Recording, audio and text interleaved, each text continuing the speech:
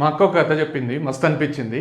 అంటే రీసెంట్‌గా చెప్పింది. ఎప్పుడో విన్నట్టే ఉంది, చాలా చిన్నగా ఉంది. అయినా దాంట్లో ఒక విషయం ఉంది. అది 100% మనందరికీ యూజ్ అయితది.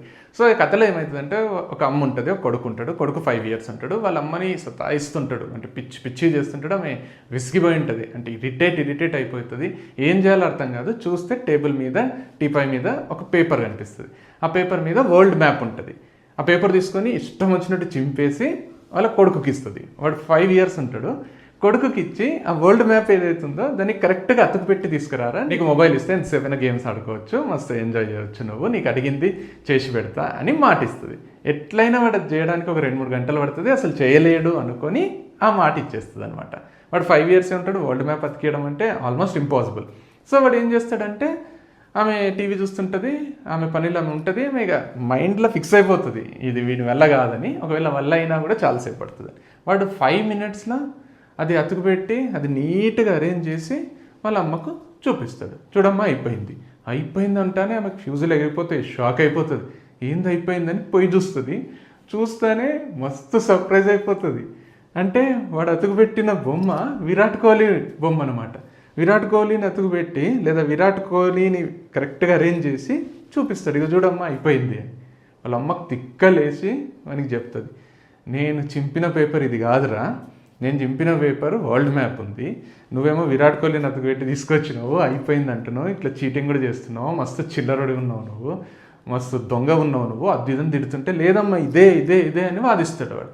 నువ్వు ఇచ్చింది ఇదే, నువ్వు చింపింది ఇదే, నాకు ఇప్పుడు నాకు నువ్వు ఇది చేసి పెడతాను, నాకు మొబైల్ అది ఇది అంటానే వాళ్ళ తిక్కలు వేస్తుంటుంది, తిడుతుంటుంది. అయితే కూడా వాడు వినాడు. అయితే వాళ్ళ అమ్మకే డౌట్ వచ్చి ఏం చేస్తుంది అంటే, పేపర్ ఏదైతే వాడు అతుకుపెట్టింటాడో దాన్ని తిప్పి చూస్తే వెనకాల వరల్డ్ మ్యాప్ ఉంటుంది. కథ ఇక్కడికి అయిపోయింది. కానీ ఈ కథలో ఒక అద్భుతమైన నీతి ఉంది. అంటే the story ends here, but as I say every time the story starts here. ఆలోచన చూడండి, వాళ్ళ అమ్మ వరల్డ్ మ్యాపే చింపింది, మనకి ఇచ్చింది అతుకు పెట్టమని. వాడు ఆ చినిగిన పేపర్స్లో విరాట్ కోహ్లీని చూసి మనకి క్రికెట్ అంటే పిచ్చి కాబట్టి విరాట్ కోహ్లీ ఎట్లుంటాడో తెలుసు కాబట్టి టక్ అతుకు పెట్టుకొని తీసుకొని వచ్చేసిండు. వాళ్ళ అమ్మ వరల్డ్ మ్యాప్ అనుకున్నది మనకి విరాట్ కోహ్లీ లాగా అనిపించింది.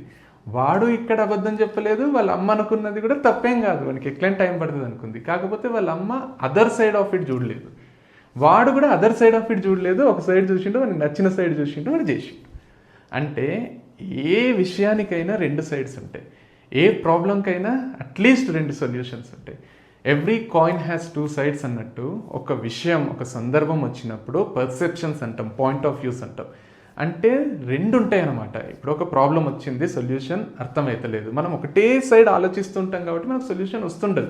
అదే ఇంకొక సైడ్ ఆలోచించినాం అనుకో, మనకి ఈజీ సొల్యూషన్ వస్తుండొచ్చు. నేను చాలాసార్లు యాప్టిట్యూడ్ చెప్పేటప్పుడు కూడా చెప్తా, ఎప్పుడైనా మనకు 12% ఆఫ్ 50 కనుక్కోమన్నారు అనుకోండి, కష్టం అనిపించింది అనుకోండి, 50% ఆఫ్ 12 కనుక్కోండి. అంటే A% of B is always equal to B% of A.